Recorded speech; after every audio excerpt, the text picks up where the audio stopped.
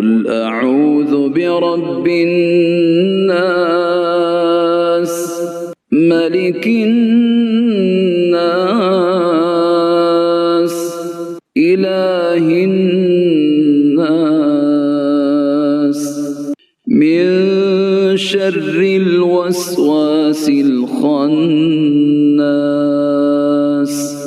الذي يوسوس في صدور الناس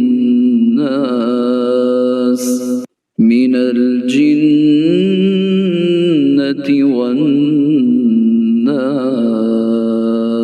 لإيلاف قريش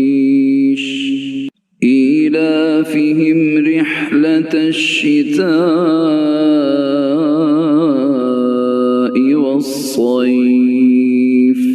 فليعبدوا رب هذا البيت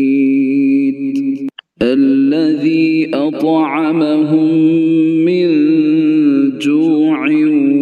وآمنهم من خوف.